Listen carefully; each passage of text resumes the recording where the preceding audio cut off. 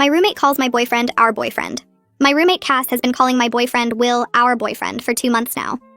At first, I thought it was a joke. Now I'm genuinely scared. Will and I have been dating 6 months. He goes to university 2 hours away but visits every 3 weeks, staying 4 or 5 days. My roommates were fine with it initially. He helps with chores, cooks for everyone, fixes things around the apartment. He's perfect. Then Cass got dumped in September. That's when everything changed. It started small. When Will cooked dinner for me, making extra for roommates out of politeness, Cass would linger in the kitchen. He's so sweet. My ex could never. You're so lucky. She'd stare at him expectantly, like she wanted him to offer something more. When he'd fix something, installing hooks, moving furniture, she'd watch and comment on his muscles. So strong. I need a man like that. Will would get uncomfortable and escape to my room. Then came the our boyfriend comments, first as jokes. Will would bring me coffee and Cass would say, our boyfriend is so thoughtful. Will would help with groceries. Look at our boyfriend being helpful. It's not funny, I told her once. Relax, it's just a joke. We're basically sisters, so we share everything, right? No, we're roommates. We share a refrigerator, not boyfriends. The behavior escalated. She started following us. We use a location sharing app for safety, and whenever Will and I went out, Cass would text immediately. Where are you guys? Can I join? If we didn't respond, she'd just show up. Movies, restaurants, even once on a romantic walk in the park, there was Cass, acting like she'd randomly bumped into us. We started locking my bedroom door because she'd walk in without knocking. Just wanted to say hi to our boyfriend. She'd chirp if we forgot. After midterms, the roommates had a small party. I got drunk and called Will. Cass ripped my phone away. She's much stronger than me, and started talking to him about her sex life. Make sure you hit it deep, she told him, laughing when he went silent. What? Can't handle girl talk about our boyfriend? Will started visiting less. When he did come, he'd barely leave my room. Cass would wait outside my door. I'd hear her breathing sometimes. Last week was the breaking point. Will surprised me for our 6-month anniversary, arriving while I was in class. My roommate Jess texted me. Your boyfriend's here, but something weird is happening. I rushed home to find Cass in my bedroom, wearing my lingerie, sitting on my bed with Will backed against the wall looking terrified. What the hell? Cass stood up slowly, my red lace set looking wrong on her body. I was just showing our boyfriend what he's missing when you're not around. Get out, get out. She smiled. It's my apartment too, and he didn't seem to mind. Did you, Will? I told you to leave me alone, Will said, voice shaking. I was waiting for Kristen and you just came in wearing that. You didn't lock the door. That's basically an invitation. I called our landlord that night, but Cass is on the lease. I can't force her out. I went to campus security, but they said without physical threats, it's a roommate disagreement. 2 days ago, Will told me he couldn't visit anymore. I'm sorry, but she scares me. Last time she had your underwear on. What's next? I understood, but it hurt. Cass was destroying my relationship. Yesterday, I came home to find Cass in my room again, on my laptop. She'd found photos of Will and me, intimate ones we'd taken together. Nothing explicit, but private, personal. Get away from my computer. Our boyfriend looks good in these. I made copies for myself. Hope you don't mind. That's illegal. I'm calling the police. With what proof? They're on my phone now. Could have gotten them anywhere. Maybe Will sent them to me directly. Maybe we have our own thing going. He would never... Who would people believe? The crazy, jealous girlfriend? Or the roommate who just happened to receive some photos? That's when I noticed something else on my laptop screen. My email, open to a draft I didn't write, addressed to Will, breaking up with him, saying horrible things. Cass had written it pretending to be me. Don't worry, I didn't send it. Yet. But I could. I know your password. You really should change it from your birthday. I changed all my passwords that night, put a lock on my bedroom door that only I had the key to. But when I woke up this morning, there was a note under my door. Locks won't stop me from our boyfriend. Check your phone. There was a text sent from my number to Will at 3 a.m. We need to talk. Coming to your place tomorrow. We have something to tell you. K&C, I never sent that text. I was asleep. My phone was next to me all night. Will texted back. Who is C? Why is she coming? Kristen, what's going on? I tried calling him, but he won't answer. Cass is gone, her car missing from the parking lot. It's a 2-hour drive to Will's university. She left 3 hours ago. She's there right now, and I don't know what she's telling him. I'm shaking so badly I can barely hold my phone as I try calling Will again. It goes straight to voicemail for the 4th time. Cass has been at his campus for at least 30 minutes now. I have no idea what she's telling him or what she might do. My hands keep slipping on the screen as I try to dial again. The apartment feels too small suddenly, like the walls are closing in. I pace from the kitchen to the living room and back, checking the location app every few seconds. Cass's dot sits right on top of Will's dorm building, not moving, just sitting there. My chest feels tight and I can't get enough air. What is she saying to him right now? Is she showing him those photos she copied? Is she telling him I sent her there? The fake text said we had something to tell him. Like we're a team. Like we're together in this. I try calling one more time and it goes straight to voicemail again. He's either ignoring my calls or his phone died or Cass did something to it. None of those options make me feel better. Jess comes out of her room, still in her pajamas even though it's almost noon. She finds me pacing in the living room and her eyes go wide when she sees my face. I must look crazy. I feel crazy. I explain what's happening. The words tumbling out so fast I'm not sure they make sense. The fake text. Cass leaving 3 hours ago. Will not answering. Jess's face goes pale as she listens. She sits down on the couch like her legs won't hold her anymore. She admits Cass has been acting even stranger lately, talking about Will constantly and going through my things when I'm at class. My stomach drops. Jess has known this whole time and didn't tell me. She says she's seen Cass standing outside my locked bedroom door just listening. She's heard Cass talking to herself about Will when she thinks no one is home. Last week, Jess caught Cass going through my closet, holding up my clothes and looking at herself in the mirror. Jess thought about saying something but didn't want to cause drama. Drama. Like this isn't already the worst drama possible. I make the decision immediately. I'm driving to Will's university right now, even though it's 2 hours away and I have an exam tomorrow. I don't care about the exam. I need to get to Will before Cass does something worse. Jess offers to come with me for support and I'm so grateful I could cry. I'm too panicked to make this drive alone. My hands are still shaking and I'm not sure I could focus on the road. Jess says she'll drive and I can keep trying to reach Will. She disappears into her room to get dressed and I grab my keys and phone and wallet. I don't pack anything else. I don't think about what we'll do when we get there. I just know I need to go now. We're on the road within 15 minutes. Jess drives while I keep trying to reach Will and checking Cass's location on the app. Cass's phone shows she's stationary at Will's dorm building, which makes my stomach twist with worry about what's happening there. Is she in his room? Is she talking to his roommate? Is she waiting in the lobby? The dot doesn't move. Just sits there like a target. I try calling Will again. Voicemail. I try texting. No response. I open the location app again and zoom in on Will's dorm. The dot is right there. Cass is right there. I zoom out and check our location. We're barely 10 miles from our apartment. This drive is going to take forever. Jess merges onto the highway and I watch the mile markers start to count down. 120 miles to go. 2 hours feels like an eternity. Jess starts talking and I realize she's been keeping notes about Cass's behavior because it scared her. She pulls out her phone at a red light and shows me. Dates and times and descriptions. The times Cass stood outside my locked door. The weird comments about sharing everything.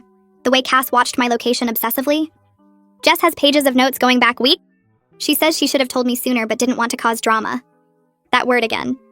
Drama.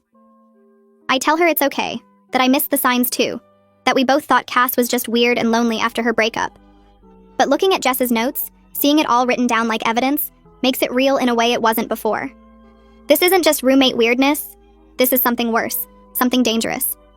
An hour into the drive, I finally get a text from Will. My phone buzzes and I grab it so fast I almost drop it. The message makes everything inside me freeze. Your roommate is here and she's telling my RA that you sent her to check on me because you're worried about my mental health. This is insane. Where are you? I read it 3 times. Cass is telling people I sent her. She's using that fake text as proof. She's making herself look like the concerned friend and making me look like the worried girlfriend. Or worse, like the controlling girlfriend who sends people to check up on her boyfriend. My hands shake as I type back. I text immediately explaining that Cass sent that message from my phone without permission, and I'm on my way there now. I tell him about waking up to find the text already sent, about Cass leaving 3 hours ago, about how I've been trying to call him. I send the text and watch the screen. 3 dots appear. Will is typing. Then they disappear. Then they appear again. Finally, his response comes through. Cass is acting very calm and reasonable, which is somehow more scary than if she were obviously unstable. That makes my blood run cold. Of course Cass is acting calm. She's good at that. She was calm when she wore my underwear. She was calm when she copied my photos. She's always calm when she does the most messed up things. That's what makes her so frightening. Jess suggests we stop at a gas station to document everything on my phone. Screenshots of Cass's location history, the fake text she sent, the timeline of behavior that's been getting worse. She says we need evidence in case this becomes a legal issue. Legal issue. I hadn't even thought about that. But Jess is right. We pull off at the next exit and park at a gas station. I start taking screenshots while Jess goes inside to get us coffee. I screenshot Cass's location from this morning showing her at Will's campus. I screenshot the fake text with the timestamp showing 3 in the morning. I screenshot old texts where Cass called Will our boyfriend. I screenshot everything I can think of. My photo gallery fills up with evidence. When Jess comes back with coffee, she helps me organize it into a folder. We label it with today's date, just in case. We arrive at Will's campus just as the sun is setting. The sky is orange and pink and pretty, but I barely notice. My hands are shaking again as we park outside his dorm. Will texts that Cass is in the common area talking to his roommate Theodore, acting like she's my official representative here to discuss our relationship. Official representative. Like I gave her permission. Like I sent her here. I feel sick. Jess puts her hand on my arm and asks if I'm ready. I'm not ready. But we get out of the car anyway. I walk into the dorm with Jess right behind me. The common area is to the left through glass doors. I spot Cass immediately sitting on a couch with a guy who must be Theodore. They're laughing like they're old friends. Cass has her hair down and she's wearing makeup and a nice sweater. She looks normal. She looks friendly. Theodore is smiling at something she said. When Cass sees me walk in, her whole face changes. The friendly smile disappears. Her expression shifts to something cold and mean that I've never seen before. She stands up slowly, still looking at me. Theodore notices the change and looks confused. Cass's eyes are hard and her mouth is set in a thin line. She doesn't look scared or caught. She looks angry that I showed up. Her voice gets loud and carries across the room. Several students sitting at tables with their laptops look up from their screens. She stands slowly and her smile is different now, sharper. I'm so glad you finally made it, Kristen. We need to have an honest conversation with Will, don't we? The way she says we makes it sound like we're a team, like we planned this together. More heads turn. A girl near the window whispers to her friend. My face gets hot and I can feel everyone watching us now. There is no we. You need to leave right now. Nobody invited you here. My voice shakes, but I keep it steady enough. Cass tilts her head like I said something funny. Will seemed really happy to see me when I got here. We had a great talk about all the problems you've been having. He understands now. She looks at Will when she says it. Will's face goes red and he steps back from her. He looks uncomfortable, almost sick. Theodore glances between them, looking confused. Will moves forward and stands next to me. I asked you to leave about 6 times, Cass. You kept saying you were worried about Kristen and needed to make sure she was okay. You wouldn't go. His voice is firm, but I can hear the strain in it. Theodore nods and crosses his arms. She showed up maybe an hour ago. I thought she was your friend at first because she acted normal, but every time we asked her to leave, she changed the subject or said she needed 5 more minutes. Theodore's friendly smile from earlier is completely gone now. He's looking at Cass differently, more carefully. Jess pulls her phone out and holds it up so Theodore can see the screen. She swipes through screenshots while she talks. Cass has been following them for months. She uses their location app to show up wherever they go. She goes into Kristen's room without permission. She sent a fake text from Kristen's phone at 3 in the morning. Jess keeps swiping and shows him more. Photos of the weird texts. The timeline of Cass showing up at restaurants and movies. Theodore's eyes get wider as he scrolls through the evidence. His whole body language shifts. He steps away from Cass slightly and looks at her like he's seeing someone completely different. Cass's calm face cracks. Her jaw gets tight and her eyes narrow. Everyone is making this into such a huge deal. I just wanted Will to know how much Kristen complains about him when he's not around. She's always saying she wishes he went to the school here instead of 2 hours away. She thinks you're clingy. She looks right at Will when she says it. She actually sent me here to break up with you because she's too scared to do it herself. Her voice gets louder and sharper with each word. Will's face goes pale. I grab my phone and pull up my email. My hands are shaking so much it takes me 3 tries to find the right folder. I turn the screen toward Will. Look at this. Cass wrote this on my laptop pretending to be me. I never wrote any of this. The draft email is still there with all those horrible things about Will, things I would never say. Will takes my phone and reads it. His expression changes from hurt to confused to angry in about 10 seconds. He looks up at Cass. You wrote this? You actually sat at her computer and wrote a fake breakup email? His voice is different now, harder. Theodore reads over his shoulder and his mouth drops open. Someone must have called the residential advisor because she comes through the glass doors looking serious. She's a tall woman with dark hair pulled back and she's wearing a staff badge. What's going on here? I got a report of a disturbance. I start to explain, but my words come out jumbled. Jess jumps in and shows the RA her phone with all the screenshots. Will shows her the fake email. Theodore confirms that Cass refused to leave when asked multiple times. The RA's face gets stern as she listens. She turns to Cass. You need to leave this building immediately. You're not a student here and you're clearly unwelcome. Cass crosses her arms. I have every right to visit a friend's campus. This is a public university. Her voice gets louder. You can't make me leave for having a conversation. The RA pulls out her radio. Campus security shows up fast, 2 officers in uniform. The RA explains the situation while showing them Jess's phone. One officer asks Cass to come with them outside. Cass's face turns red and she starts yelling. This is insane! Kristen is turning everyone against me because she can't handle that Will likes me better. People in the common area are definitely staring now, some filming on their phones. You're all going to regret this! Every single one of you! She points at me as the security guard guides her toward the door. She jerks her arm away from him but walks toward the exit. You ruined everything, Kristen. Everything. Her voice echoes through the common area as she pushes through the glass doors. We all follow outside and watch her storm across the parking lot to her car. The security guard follows at a distance to make sure she actually leaves. She gets in her car and slams the door so hard I can hear it from where we're standing. Her tires squeal when she pulls out. The security guard comes back and takes statements from all of us. He writes everything down in a small notebook. Will's hands shake while he talks. He describes how Cass showed up acting concerned and friendly, asking about his classes and his roommates. Then she started mentioning things she shouldn't know. His work schedule at the campus library, the name of his biology professor, what time he usually goes to the gym. She knew my whole routine, things Kristen never told her because we barely talk about that stuff. She must have been reading our messages. His voice breaks a little.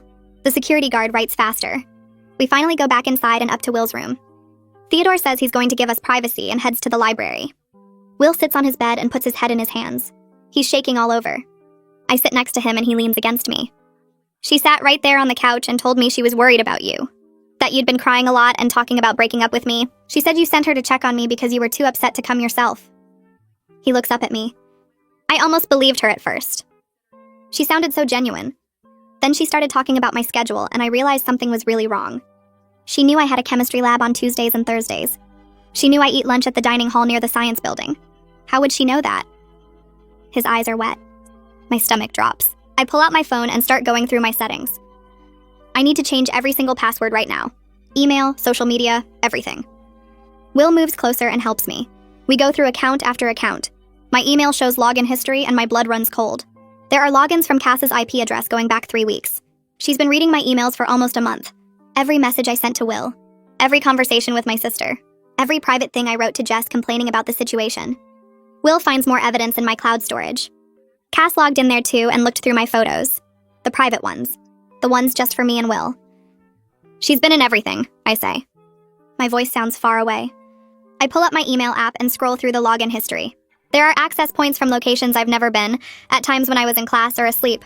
Cass has been reading everything for weeks. Will opens my photo storage and we find the same pattern. She looked through my private pictures over and over, downloading copies to her own device. My hands shake so badly I almost drop my phone. Will takes it from me and keeps checking. We go through my social media accounts and find she's been logged in there too, reading my private messages with friends and family. She knows everything about my life, every conversation, every plan, every private thought I shared with people I trusted. Theodore comes back from the library and knocks on the door. Will lets him in, and Theodore looks at both of us sitting on the bed surrounded by phones and laptops. We show him what we found and his face gets serious. He pulls out his own phone and starts taking pictures of the login histories and access records. He says we need to document everything before Cass has a chance to cover her tracks or delete evidence. Jess texts asking if we're okay, and I tell her what we discovered. She responds immediately that she's been feeling watched lately too, like someone was going through her things when she wasn't home. She says she's going to check her own accounts now. Will finds a document in my cloud storage that I didn't create. It's a detailed list about him with his class schedule written out by day and time. His work shifts at the campus library, the names of his friends and roommates, places he goes regularly like the gym and dining hall, his favorite coffee shop and what he usually orders. The document has dates going back almost 2 months, right after Cass got dumped. She's been building a file on him this whole time, learning his patterns and routines like she was planning something. Theodore reads over Will's shoulder and says, "This is serious stalking behavior, not just a roommate being weird or jealous." He suggests we go to campus police right away because this level of surveillance and planning is dangerous. It's almost midnight, but I'm too scared to wait until morning. What if Cass comes back here tonight?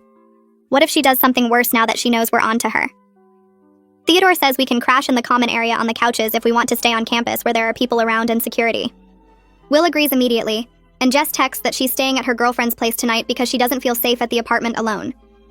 We gather our phones and laptops with all the evidence we found. Theodore leads us downstairs to the common area where a few other students are studying late. The space feels safer with other people around, and a security guard who walks through every hour. Will and I sit together on one couch while Jess takes the other one. Theodore brings us blankets from his room and bottles of water. Nobody can sleep. We keep checking our phones and looking at the evidence we collected. Will finally starts talking about how scared he's been since the lingerie incident. He says he didn't want to make me choose between him and my living situation because he knew I couldn't afford to break my lease or move out suddenly. He's been having trouble sleeping and focusing on his classes because he keeps thinking about Cass showing up at his door or following him around campus. He feels guilty for not being more direct about how frightened he was, but he didn't want me to think he was overreacting or being dramatic. I tell him he wasn't overreacting at all, and I should have taken the situation more seriously from the start. We talk for hours about all the warning signs we both ignored or explained away. The breathing outside my door, the constant location checking, the way Cass inserted herself into every part of our relationship, how she always knew where we were and what we were doing. Will says he started avoiding visiting me not because he didn't want to see me, but because he was genuinely afraid of what Cass might do next. Theodore falls asleep in a chair nearby, but Will and I stay awake watching the sun come up through the windows. Morning light fills the common area and other students start moving around, heading to early classes or the dining hall. I feel exhausted but wired with anxiety about what comes next. I pull out my phone and call my older sister Heidi, because I need advice from someone outside this mess who can think clearly. She answers on the second ring, sounding worried because I never call this early. I explain everything that happened yesterday and last night, about Cass driving here uninvited and the evidence we found of her stalking behavior. Heidi listens without interrupting, and when I finish, she's quiet for a moment. Then she says this behavior pattern matches stalking cases she's read about in her psychology grad program. She explains that stalkers often escalate when their target tries to establish boundaries or pull away. The surveillance and information gathering are signs of obsessive behavior that typically gets worse without intervention. She asks if I've contacted police yet, and I tell her we're planning to go this morning. Heidi says she's driving down right now and she'll be here in a few hours. She wants to review everything with us and help figure out the next steps. She tells me not to go back to the apartment alone and to stay somewhere public with other people around until she gets here. I feel relief hearing her voice and knowing she's coming to help. Will wakes up Jess and we all get coffee from the campus cafe. We sit at a table near the windows where we can see people walking by outside. Theodore joins us and we go through all the evidence again, making sure we have screenshots and documentation of everything. Heidi arrives around noon looking tired from the drive but focused. She hugs me tight and then sits down with us at the table. We show her everything we found on my accounts and the detailed file Cass made about Will. Heidi pulls out a notebook and starts writing down dates and details, organizing the information into a timeline. She explains that stalking cases require clear documentation of escalating behavior over time. One incident might seem minor, but a pattern shows intent and obsession. She points out how Cass's actions have gotten progressively more invasive and bold, from comments to following us to breaking into my accounts and showing up uninvited at Will's campus. Heidi says the fact that Cass created a detailed surveillance file on Will demonstrates planning and premeditation, which courts take seriously. She suggests we go to campus police this afternoon and file a formal report. She'll come with us and help make sure we include all the important details. Will looks nervous but agrees. Theodore says he'll come too as a witness since he saw Cass refuse to leave yesterday and heard her making threats. We walk across campus to the police department in the administration building. Officer Flynn O'Brien meets with us in a small interview room. He's younger than I expected, maybe in his 30s, with a calm, professional manner that makes me feel slightly less anxious. I start explaining the situation from the beginning while Heidi takes notes to make sure I don't forget anything important. Officer O'Brien listens carefully and asks questions about specific dates and times. He has me show him the login histories and the surveillance document Cass created. His expression gets more serious as he reviews the evidence on my phone. Theodore describes what happened yesterday when Cass showed up and refused to leave despite being asked multiple times. Will explains how frightened he's been and how Cass's behavior has affected his ability to function normally. Officer O'Brien writes everything down in a detailed report. When we finish, he explains that while one incident might not be enough for criminal charges, the documented pattern of behavior over 2 months could support a restraining order. He says stalking cases are hard to prosecute, but the evidence we have is strong, especially the digital footprint showing unauthorized access to my accounts and the surveillance file. He emphasizes that we need to document every interaction with Cass from now on, save every text, email, and message. Keep a log of when and where she shows up. Take photos or videos if possible. The more evidence we have of continued harassment, the stronger the case becomes. He warns us that restraining orders don't always stop stalkers, and sometimes the attempt to establish legal boundaries makes them escalate further. Officer O'Brien makes copies of all our evidence and says he'll contact the police department at my campus to coordinate since Cass and I live in the same jurisdiction. He gives me his direct number and tells me to call immediately if Cass tries to contact me or shows up anywhere. He also suggests I talk to campus housing about my living situation, because continuing to share an apartment with someone exhibiting this behavior isn't safe. We leave the police station, and I feel both relieved that we reported everything and terrified about what happens next. Heidi puts her arm around my shoulders and says I did the right thing, that getting authorities involved was necessary even though it's scary. Will looks exhausted and worried. I realize I have to go back to my apartment eventually because I have classes tomorrow and all my things are there. I can't just abandon my life because of Cass. Jess texts that she checked her apartment and Cass hasn't been back yet, but some of her stuff is moved around. Heidi insists she's coming back to the apartment with me and staying for a few days to make sure I'm safe. Will wants to come too, but he has classes he can't miss. We agree he'll stay at his campus for now and we'll video call every night. The drive back feels long even though it's only 2 hours. Jess meets us at the apartment parking lot and we all go in together. The apartment feels different now, like a place that used to be home but isn't anymore. Cass's bedroom door is closed, but I can see light under it, which means she came back at some point. Jess points out that things in the living room are slightly rearranged. A picture frame is moved. The TV remote is in a different spot. Small changes that show someone was here going through our space. We go to my room and I see immediately that someone's been inside even though I locked it. The lock on my door is one of those basic push-button kinds that you can pick with a paperclip. My dresser drawers are open slightly. Papers on my desk are shuffled. My closet door isn't closed all the way. I start checking what's missing and my stomach drops. The sweater Will gave me for my birthday is gone. Photos of us together that I kept in a box are missing. My journal where I wrote about our relationship and private thoughts is nowhere to be found. Cass took pieces of my life with Will, like she's collecting evidence of our relationship or trying to insert herself into it by possessing things that belong to us. Jess finds that some of her things are missing too. A scarf and a book she lent me. Small items that Cass could claim were borrowed or shared. The violation feels worse than before because now Cass isn't just watching or following. She's taking physical pieces of my life and privacy. Heidi immediately says we're changing the lock on my bedroom door right now. We drive to a hardware store and buy a proper lock that requires a key, not just a button you can pick. Heidi installs it herself while I watch, and she gives me the only 2 keys. One for me and one for Jess in case of emergency. We also set up my phone to automatically back up all photos and messages to a cloud account that Cass doesn't know exists. Heidi creates the account using her own email, so there's no way Cass can find it or access it even if she gets into my devices again. We change every password I have to long random strings that Heidi writes down and keeps in her own phone. She sets up 2-factor authentication on everything, so even if Cass somehow gets my passwords, she can't log in without the codes that come to my phone. I sleep with my phone on the nightstand and my door locked with the new key only I have. Heidi is in the living room on the couch and Jess is in her room.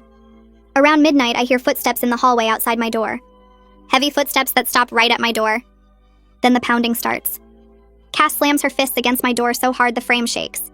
She yells that I'm being ridiculous and dramatic. She says she just wanted to borrow some things and I need to stop acting like a victim.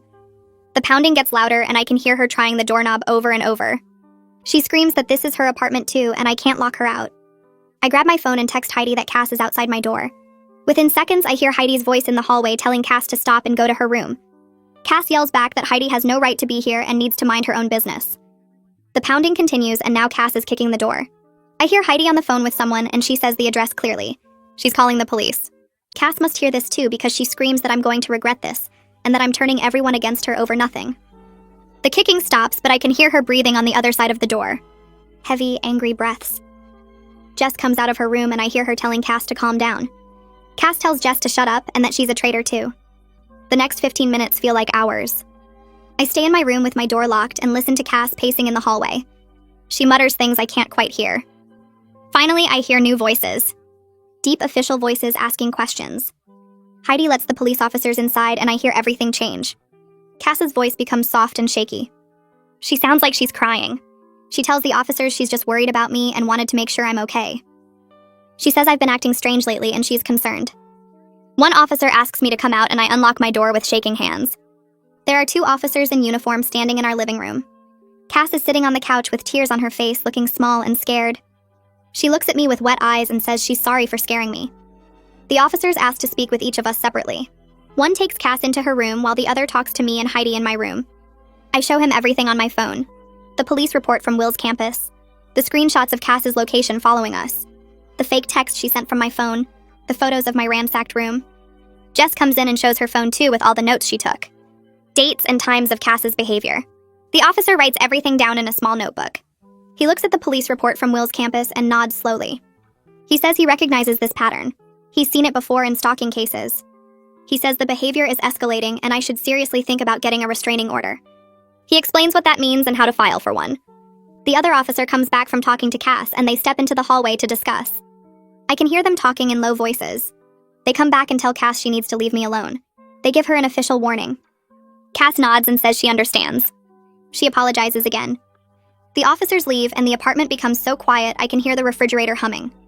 Heidi makes tea and we sit in my room with the door locked. I can hear Cass in her room on the phone. Her voice carries through the thin walls. She's talking to someone and getting louder. She says I'm trying to steal her boyfriend. She says I'm turning everyone against her. She says I'm making up lies to get her in trouble.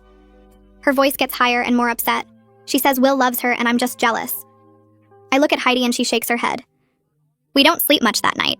The next morning, I have an appointment with a campus counselor that Heidi set up for me. Her name is Violet Shin, and she works in the Student Health Center in an office with soft lighting and comfortable chairs. I tell her everything that's happened and she listens without interrupting. When I finish, she says what Cass is doing is serious. She uses words like obsessive attachment and erotomania. She explains that some people develop intense fixations on others who are unavailable. She says it's not about love, but about control and fantasy. She says stalkers often believe their target secretly wants them despite clear rejection. Violet helps me make a safety plan. She writes everything down on a printed form. She says I should vary my routes to class, so Cass can't predict where I'll be. She gives me a list of campus security phone numbers and emergency contacts. She says I should tell my professors what's happening so they're aware. She helps me identify safe people I can contact in different campus buildings if I need help. She emphasizes that stalking usually gets worse when victims try to set boundaries. She says Cass might escalate further now that police are involved. This scares me, but Violet says it's important to be prepared. She schedules weekly appointments with me and gives me her emergency contact information. She says I can call anytime if I feel unsafe. After meeting with Violet, I go to the legal aid office on campus. A woman named Michaela Harden meets with me in a small conference room. She's a lawyer who offers free help to students dealing with harassment. I show her all my documentation, and she goes through everything carefully. She takes notes and asks specific questions about dates and times. She says I have a strong case for a civil restraining order. She explains the process will take several weeks. First, we file for a temporary order. Then there's a court hearing where a judge decides if it becomes permanent. Michaela explains that a restraining order won't force Cass out of our apartment right away. The lease makes that complicated. But the order will legally prohibit Cass from contacting me or coming near me. She warns me that many stalkers violate restraining orders. She says I need to keep documenting everything and report every violation. She says each violation can result in criminal charges. Michaela helps me fill out the paperwork right there. She explains every section and makes sure I include all the important details.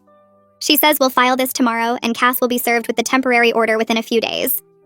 That evening, Jess comes to my room and closes the door. She looks tired and scared. She says she can't live here anymore. She's breaking her lease early and moving in with her girlfriend off campus. She feels guilty leaving me, but she doesn't feel safe with Cass here. I tell her I understand completely. I'm actually relieved she's getting out. She shouldn't have to deal with this. Jess says she'll still be around and we can meet for coffee anytime. She promises to testify if I need her for the restraining order hearing. She starts packing that night. 3 days later, I'm in class when my phone buzzes. It's a text from Michaela saying Cass has been served with the temporary restraining order. My stomach drops. I know Cass is going to be furious. The court date for the permanent order is set for 2 weeks from now. 2 weeks where I have to face Cass in court and explain everything in front of a judge. 2 weeks of waiting and worrying about what Cass might do next. I leave class early and go back to my apartment. Jess is already gone. Her room is empty. It's just me and Cass now in this apartment, and Cass legally can't come near me, but we share walls and a kitchen. I lock myself in my room and try to study, but I can't focus.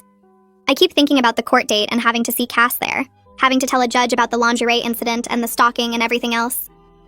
My phone buzzes again. It's Will asking if I'm okay. I tell him about the restraining order and he says he's proud of me. He wishes he could be here, but he has exams he can't miss. We video call that night and just seeing his face makes me feel a little better. But I'm still scared. 2 weeks feels like forever. The next day, I wake up to notifications flooding my phone. My stomach drops when I open social media and see Cass has posted 3 times since last night. Nothing direct, just vague messages about fake friends and people who betray you when you need them most. She writes about how some people can't handle the truth and turn everyone against you instead of looking at their own problems. She posts a quote about loyalty and how real friends stick together through everything. Everyone who knows us will understand exactly who she's talking about. My hands shake as I scroll through the comments and see people asking if she's okay, offering support, telling her they're here for her. She's already started building her version of events where she's the victim. I put my phone down and try to focus on getting ready for class, but my mind keeps spinning.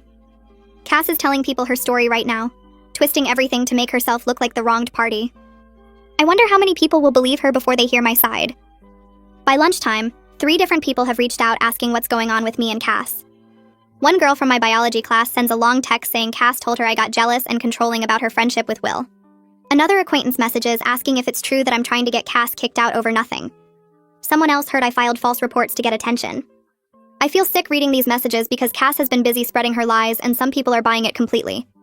I spend an hour writing responses, explaining the real situation with evidence and screenshots.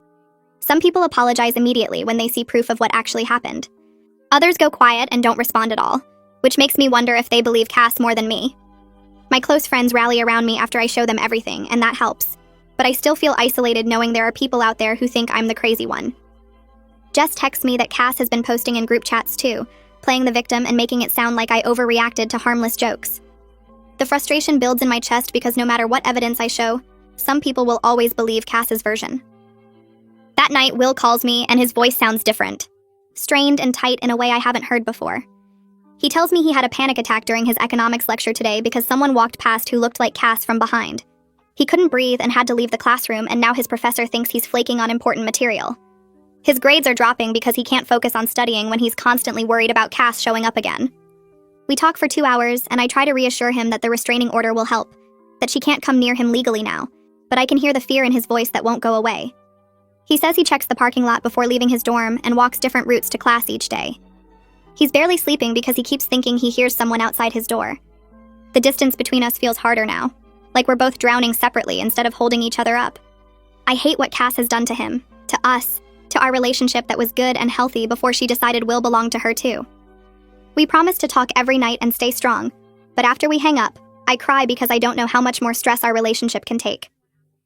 1 week before the court date, I come home from my afternoon class and immediately notice something wrong. My bedroom door is open, not just unlocked but actually open, and I know I locked it this morning with my key. My heart starts racing as I step inside and see my room has been completely torn apart. Dresser drawers pulled out with clothes scattered everywhere, my desk ransacked with papers all over the floor, my closet emptied with hangers on the ground. I rush to my desk and realize my laptop charger is gone, then check my jewelry box and find my grandmother's necklace missing along with 2 rings Will gave me. Photos are missing from my wall, ones of me and Will that I had pinned up.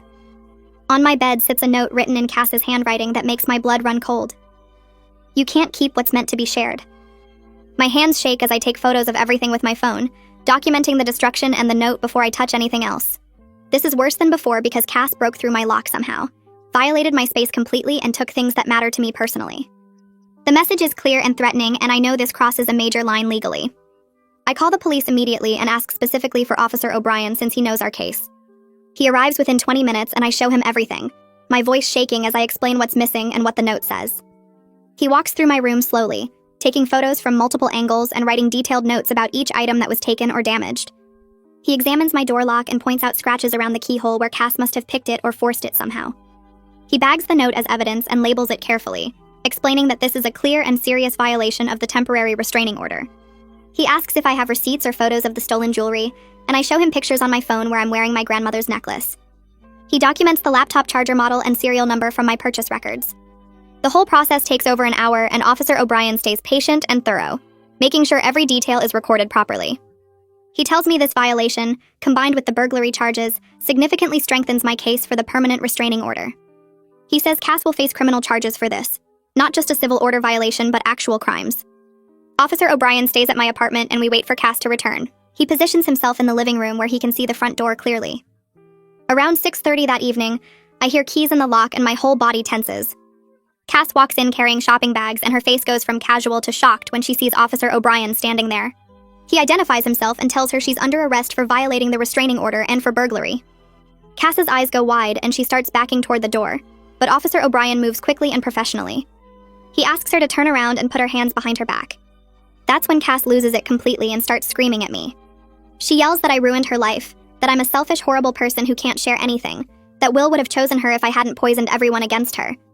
She screams that she'll never forgive me, that I destroyed everything, that this is all my fault. Officer O'Brien handcuffs her while she's shouting and she's crying now too, mascara running down her face as he reads her rights. Other officers arrive to assist and they search Cass's room with her permission, finding my laptop charger and some of the photos she took from my wall. They bag everything as evidence while Cass keeps crying and yelling about how unfair this is. Watching her get let out in handcuffs should feel like relief, but instead I just feel exhausted and sad that it came to this. The next day, I get a call from Michaela telling me Cass posted bail already. My stomach sinks because I hoped she'd stay in jail at least until the court hearing, but apparently her parents paid to get her out.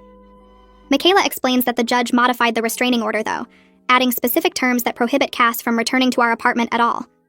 Cass can't come back to get her things without police supervision, and she has to arrange that through proper legal channels. Michaela says this is actually good for me because it means I won't have to see Cass around the apartment anymore, at least not without officers present. She warns me that Cass might try to retaliate in other ways since she's out on bail, so I need to stay alert and keep documenting everything. I feel some relief knowing Cass legally cannot come back here freely, but I'm also anxious about what she might do next. People who violate restraining orders once often do it again, and Cass has already shown she doesn't care about legal consequences when she wants something. I meet with Roger Bartlett, my landlord, at his office the next morning to discuss my options. He's a middle-aged man with kind eyes who listens carefully as I explain everything that's happened. I show him the police reports, the restraining order paperwork, and photos of my ransacked room. He shakes his head and says he had no idea the situation had gotten this serious. I ask if there's any way to break my lease early, or have Cass removed permanently from the apartment. Roger reviews the lease carefully, and explains that normally breaking a lease costs 2 months' rent as penalty, but given the criminal charges and restraining order, he's willing to make an exception. He says he can let me out of the lease early without any penalty, because this situation involves my safety and documented criminal behavior. He'll work on getting Cass's name removed from the lease entirely since she's legally prohibited from being there anyway. I feel tears of relief because this means I can actually leave and find somewhere safe. Roger is sympathetic and understanding, saying he has a daughter in college and would want someone to help her if she was in this situation. He gives me 30 days to find a new place and move out, and he'll handle all the paperwork to make it official. That afternoon, I call my sister Heidi and tell her about Roger's offer to let me break the lease. She immediately says she'll help me apartment hunt this weekend. By Saturday, we're driving around looking at different places near campus. Most are too expensive for me to afford alone since I was splitting rent 3 ways before. Heidi finds a small studio apartment just 15 minutes from campus that's available immediately. It's tiny, just 1 room with a bathroom and kitchenette, but it has good locks, and the building requires keycard access. The rent is almost double what I was paying before, and I start to panic about how I'll afford it. Heidi calls our parents right there and explains the situation. Within an hour, my mom calls back and says they'll help cover the rent difference each month because my safety is more important than money. She sounds scared and angry about everything that happened, but mostly she just wants me somewhere secure. I cry on the phone thanking her because I didn't want to ask for money, but I also desperately need to get away from that apartment. We put down a deposit that same day, and the landlord says I can move in next weekend. Having a concrete plan and a safe place to go makes me feel like I can finally breathe again. The court hearing for the permanent restraining order happens 2 weeks after I filed, exactly on schedule. I wake up that morning feeling sick with nerves because I have to testify about everything in front of a judge. Michaela meets me at the courthouse and walks me through what to expect. We sit in the hallway outside the courtroom waiting for our case to be called, and my hands won't stop shaking. When they finally call us in, I see Cass sitting at a table with her lawyer, a sharp-looking woman in an expensive suit. Cass won't look at me directly, but I can see her jaw clenched tight. The judge is an older woman who looks stern but fair. Michaela presents our evidence first, walking through the timeline of Cass's behavior with photos, text messages, police reports, and witness statements. I have to take the stand and testify about the lingerie incident, about coming home to find my room ransacked, about the fake text Cass sent from my phone. My voice shakes, but I get through it, answering the judge's questions as clearly as I can. Cass's lawyer tries to make it sound like misunderstandings, like Cass was just a concerned friend who got caught up in drama. She suggests I overreacted to normal roommate conflicts, and that Cass's mental health struggles make her a victim too.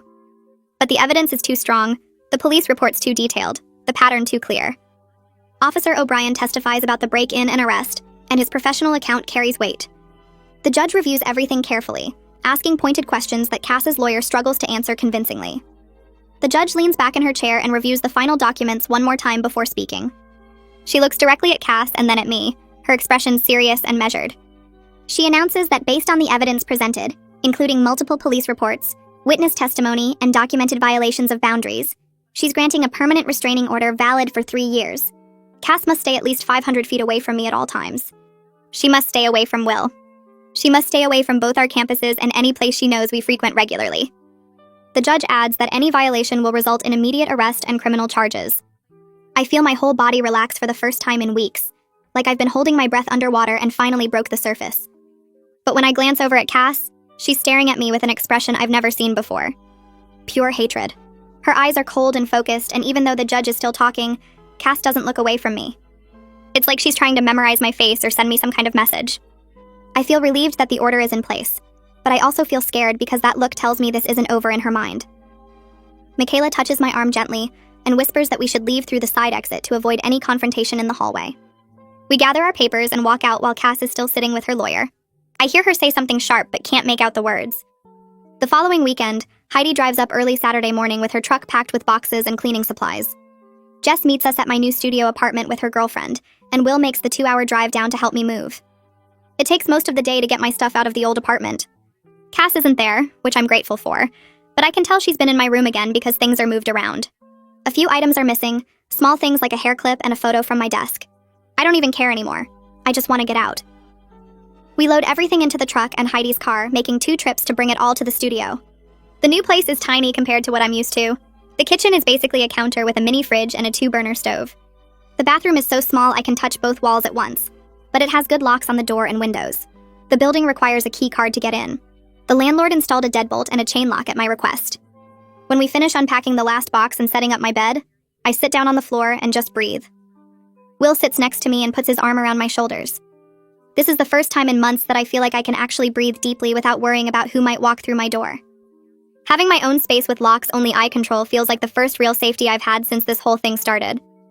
Jess orders pizza for everyone and we eat sitting on the floor because I don't have furniture yet. Heidi promises to help me find some cheap stuff at thrift stores next weekend. For now, I have a bed, my clothes, and my privacy.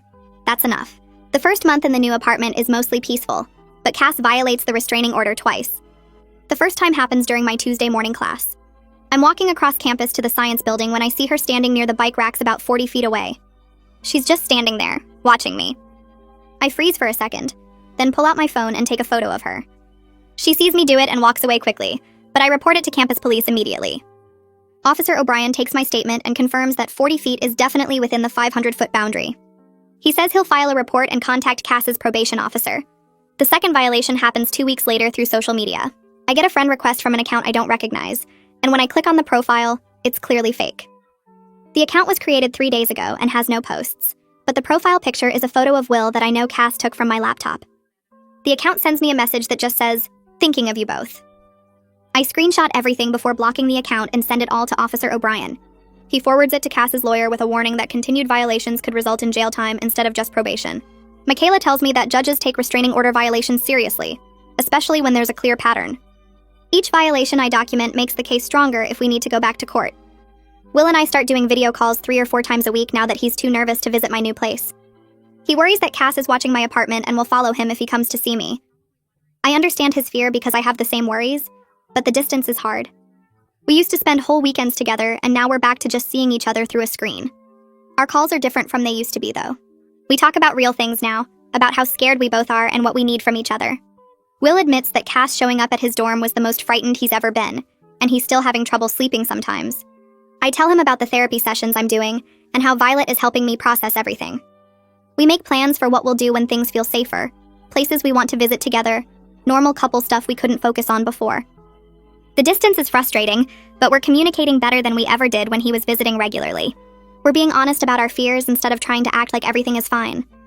That honesty makes me feel closer to him even though we're 2 hours apart. I continue seeing Violet every week for therapy sessions focused on processing the trauma of being stalked. She has me work through exercises about recognizing that what happened wasn't my fault, that I couldn't have predicted how far Cass would escalate her behavior. I keep blaming myself for not setting boundaries sooner, for not taking the early warning signs seriously, for being too nice and letting Cass think we were closer than we were. Violet explains that stalkers are skilled at testing boundaries gradually, at making their victims doubt their own perceptions. She says the guilt I feel is normal, but misplaced. I couldn't have known that a roommate saying "our boyfriend" as a joke would turn into breaking into my room and stealing my identity. The anger is harder to work through than the guilt. I'm furious at Cass for taking something good in my life and twisting it into fear. I'm angry that she made Will scared to visit me. I'm angry that she invaded my privacy so completely, reading my messages and emails and going through my personal photos. Violet helps me understand that anger is healthy and appropriate, that I have every right to be angry about what was done to me. She teaches me ways to process the anger without letting it consume me or make me feel powerless. The sessions are exhausting but helpful. I leave each one feeling a little bit lighter, a little bit more in control of my own story. 3 months after the restraining order is granted, I get a call from Michaela with news about Cass's criminal case. The charges for violating the restraining order and the burglary of my room have been resolved through a plea deal. Cass accepted an agreement where she gets probation instead of jail time, but the conditions are strict. She has to attend mandatory mental health treatment twice a week with a therapist who specializes in obsessive behaviors. She has to meet with her probation officer every 2 weeks and prove she's complying with treatment. Most importantly, she agreed to transfer to a different university next semester. Michaela explains that the prosecutor pushed for the transfer requirement because having Cass on the same campus as me would make it too easy for her to violate the restraining order again, even accidentally. The plea deal means I don't have to testify in a criminal trial, which is a relief because I was dreading having to face Cass in court again. Michaela warns me that plea deals don't mean the person has accepted responsibility or changed their thinking. Cass might have agreed to these terms just to avoid jail, not because she understands what she did wrong. I need to stay vigilant and keep documenting anything suspicious. The restraining order is still in effect regardless of the plea deal, and any violation still has serious consequences. Knowing that Cass will be on a different campus starting next semester brings relief so huge I almost cry when Michaela tells me. I won't have to worry about running into her between classes or seeing her at campus events. I won't have to check over my shoulder constantly or take different routes to avoid places she might be. Violet warns me in our next therapy session that stalking victims often experience something called hypervigilance, even after the threat is gone. She explains that my brain has been in constant alert mode for months, always scanning for danger, always preparing for the next violation or confrontation. That pattern doesn't just switch off immediately when the threat is removed. I notice she's right. I still check over my shoulder multiple times when I'm walking to class.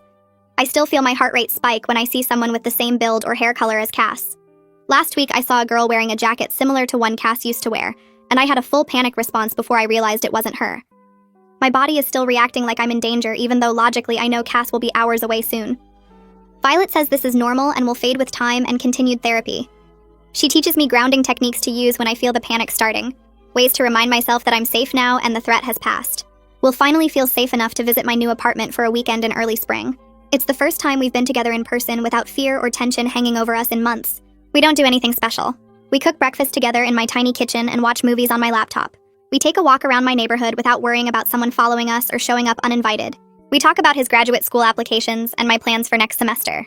We talk about visiting his family over summer break and maybe taking a short trip somewhere neither of us has been before. Normal couple conversations about a future that feels possible again. Being physically close to him without the constant anxiety is strange at first. I realize how much tension I'd been carrying, how much I'd been bracing myself for something bad to happen every time we were together. Will admits he feels the same way, that he's been waiting for Cass to appear around every corner. But she doesn't appear. Nobody bangs on my door or sends weird messages. We spend the weekend reconnecting and remembering why we work as a couple. When Will leaves Sunday evening, I feel sad but not scared. We have plans for him to visit again in 2 weeks. We're building something real again without Cass's shadow over everything. Jess and I meet for coffee regularly now, usually once a week at a place halfway between our apartments. She apologizes again for not speaking up sooner about Cass's behavior, for not warning me how serious it was getting. I tell her the same thing I've told her before, that I don't blame her. I missed the signs too. I lived with Cass and saw her every day, and I still didn't recognize how dangerous her obsession was becoming until it was already out of control. Jess shares that she's been having some anxiety since everything happened, that she feels guilty for not protecting me better as a friend. I remind her that she did help. She documented Cass's behavior. She came with me to Will's campus. She testified at the restraining order hearing. She helped me move. Those actions mattered. We talk about how we both learned the same hard lesson, that you can't always tell who's going to become dangerous just by looking at them. Cass seemed normal at first, a little intense after her breakup, but not scary. The escalation was so gradual that we both normalized behaviors that should have alarmed us. We bond over our shared experience of surviving something frightening and coming out the other side. Jess is one of the few people who truly understands what those months were like, because she witnessed it firsthand. I join a campus support group for students who've experienced stalking or harassment.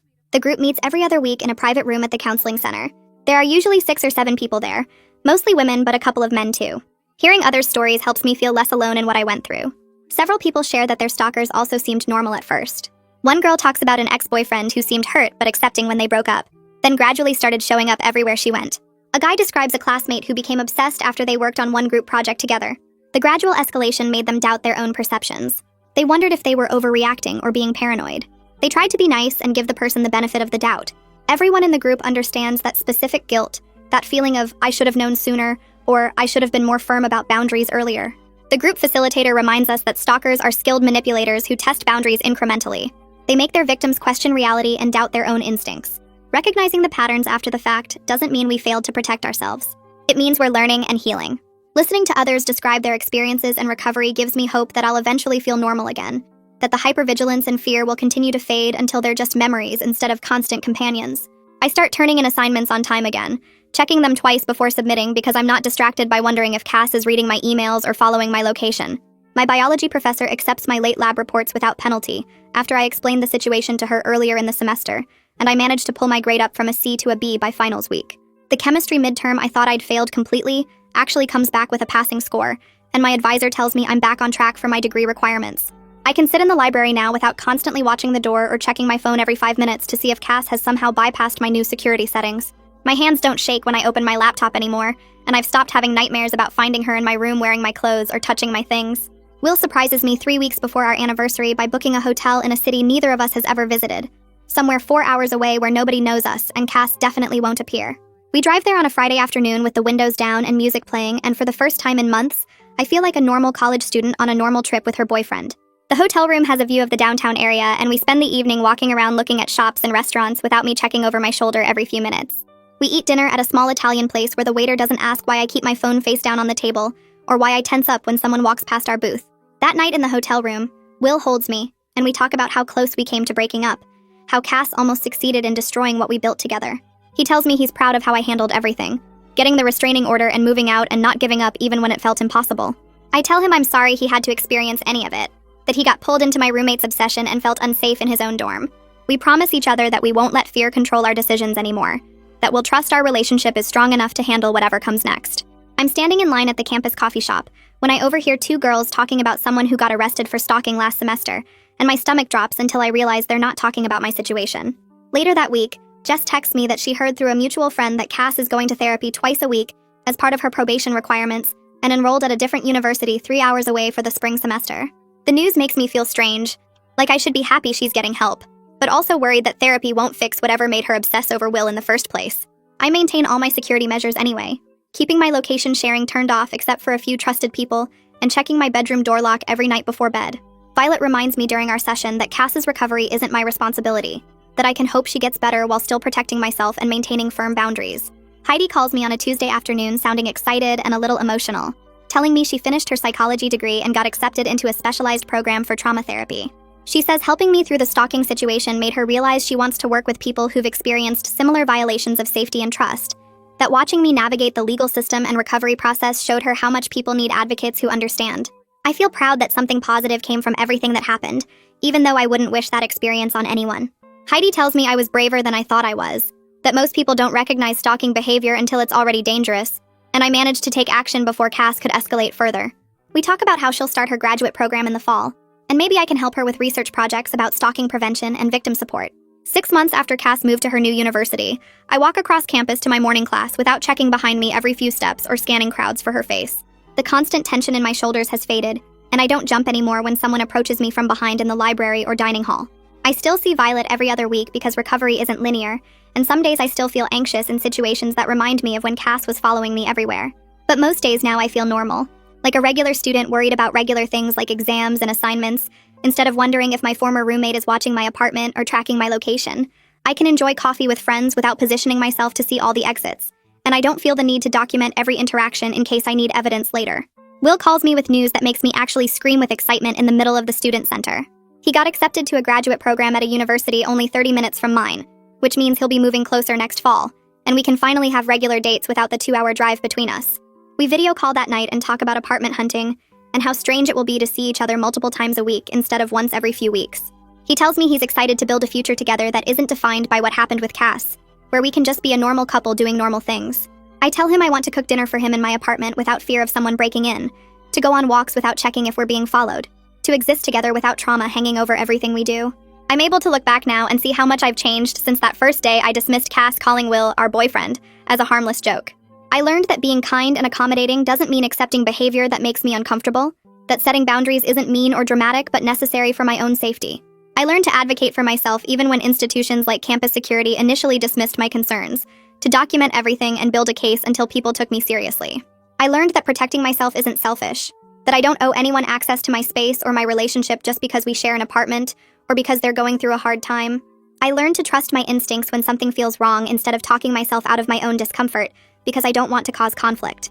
My studio apartment has become exactly what I needed, a space where I control who enters and when, where every item belongs to me and hasn't been touched or borrowed or stolen by someone else. I decorated it with posters and plants and photos of people I trust, and I installed a chain lock that makes me feel secure when I'm home alone at night. Will visits on weekends now, and we cook together in my tiny kitchen, and I don't have to worry about someone walking in without knocking or listening outside my door. Jess comes over for movie nights, and we laugh about normal things instead of whispering about concerning behavior or planning safety strategies. My relationship with Will is stronger than it was before everything happened with Cass, because we learned to communicate about fear and boundaries and trust, because we chose each other even when it would have been easier to walk away. I've built a support system of people who respect my space and my choices, who understand that safety isn't paranoia and boundaries aren't punishment. I'm genuinely happy now in a way I wasn't sure I'd feel again 6 months ago, and I'm proud of myself for getting here.